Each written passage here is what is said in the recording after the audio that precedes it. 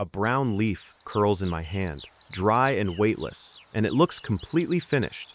It looks dead. But when I press my fingers into the soil, it gives slightly under the pressure, soft and damp, and that is when I realize something is still happening beneath the surface. This plant did not die where I can see it. It collapsed somewhere deeper, somewhere hidden, and if I treat the leaf like the problem, I will end up killing what is still alive. I know this because I have done it before. I have overwatered in panic, added fertilizer too quickly, moved plants into harsh sunlight thinking more energy would fix them, and every time I believed I was helping, I was actually shutting down the last remaining chance the plant had to recover. Most people think plants die because they are neglected, but that is not entirely true. Plants often die because they are misdiagnosed. We look at the leaves, we blame sunlight, we blame watering habits, and sometimes we blame ourselves. But the visible part of the plant is only the signal. The real system exists underground, inside the soil, where roots, microbes, moisture, and minerals are constantly interacting in ways we cannot see. Inside that thin layer of soil, there is a living network made of bacteria, fungi, organic matter, and chemical balance, and when that system fails, the plant does not immediately die. Instead, it starts slowing down. Leaves begin to droop, color fades, and growth stops. But these are not signs of instant death. They are signs of delay. A plant can look completely gone while its roots are still trying to survive, still attempting to recover, still holding on to the last available resources. That small window is where everything changes. If the roots are still alive, then the plant does not need a miracle. It needs the right condition to return. Sometimes that condition is something extremely simple, something already sitting in your kitchen without you realizing its value. The first time I tried to save a dying plant, I used banana peel water, and honestly, it felt ridiculous. I placed banana peels in a jar of water and left them there to soften and break down. Over time, the water turned slightly cloudy and developed a faint sour smell, something between fruit and decay, and it did not look like something that could bring a plant back to life. It looked like waste, but I used it anyway. When I poured it into the soil, nothing dramatic happened at first. There was no instant recovery, no sudden transformation, but beneath the surface, something had already begun. Banana peels contain potassium, phosphorus, and trace minerals, but more importantly, they feed the soil before they feed the plant.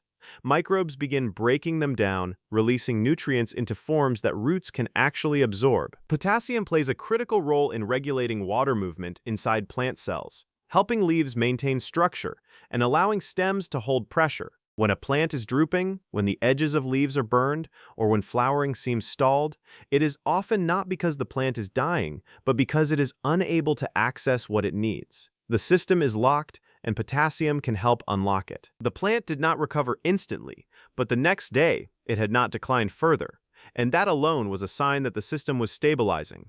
However, this is also where mistakes happen. Using too much banana water, or applying it too frequently, can sour the soil, create excessive microbial imbalance, and attract pests like fungus gnats. What begins as a rescue can quickly turn into another problem if it is not controlled. The second method I tried was compost tea, and this one felt entirely different. I took finished compost, rich and earthy, and soaked it in water, allowing it to release its contents slowly. The liquid turned dark, almost black, and carried a smell that felt alive rather than rotten. Compost tea is not simply nutrients, it is biological activity. When applied to soil, it introduces beneficial microbes that reactivate nutrient cycling.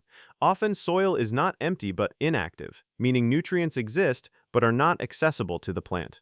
Compost tea restores movement, allowing roots to reconnect with what is already present. I used it on a struggling herb plant that had stopped growing, and within a couple of days, new green growth appeared. Subtle but clear. However, compost tea can easily become harmful if prepared incorrectly. When left without oxygen for too long, anaerobic bacteria take over, producing a foul smell and turning the mixture into something toxic. I learned this the hard way when I used a poorly prepared batch and watched a plant decline faster than before. The difference between a helpful microbial boost and a harmful solution comes down to preparation and timing. The third material I used was wood ash, and this one required even more caution.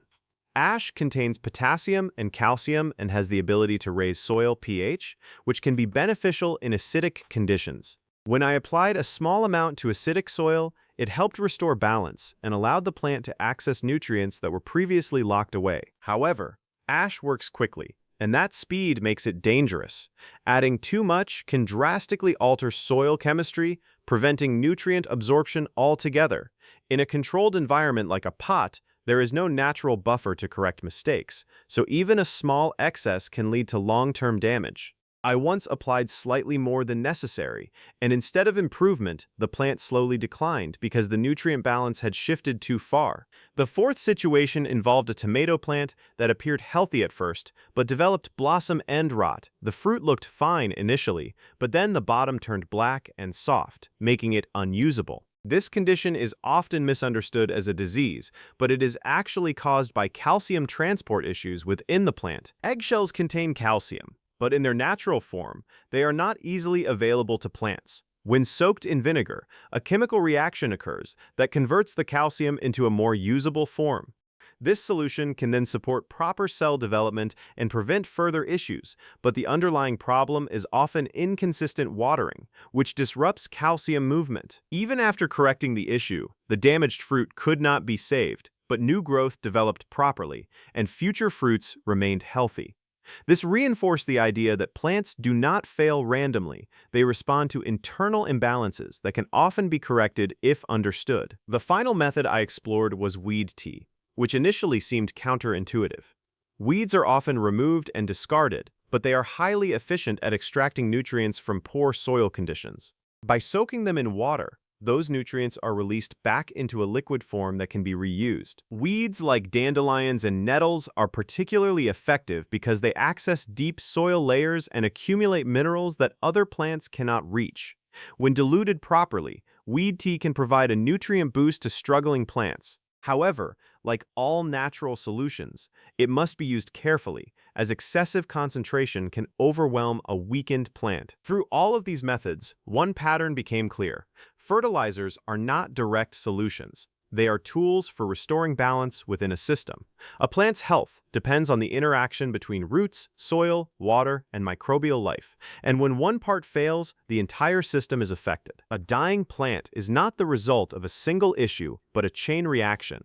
Soil conditions change, root function declines, nutrient availability shifts, and the visible symptoms appear only after the internal system has already been disrupted. This is where many people make mistakes. In an attempt to fix the problem quickly, they apply multiple solutions at once, increasing water, fertilizer, and light simultaneously. Instead of helping, this overwhelms the plant and accelerates decline. Plants do not respond well to force. They respond to stability. Recovery happens when the right condition is restored, not when multiple changes are introduced at once. Now, when I see a struggling plant, I begin by observing rather than reacting.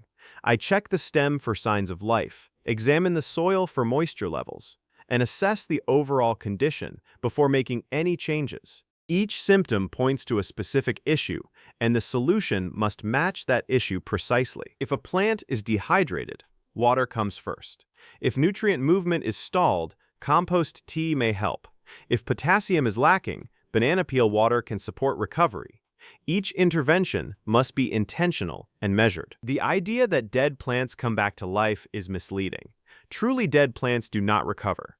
However, many plants that appear dead are still in the process of declining, and during that time, intervention is possible. Plants do not fail instantly. They decline gradually, and within that gradual decline, there is a moment where recovery is still possible.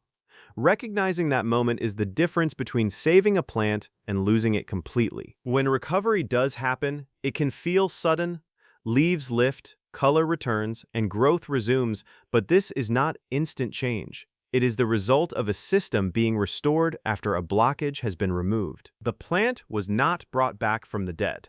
It was given the condition it needed before the final stage of failure occurred. And that is the real difference.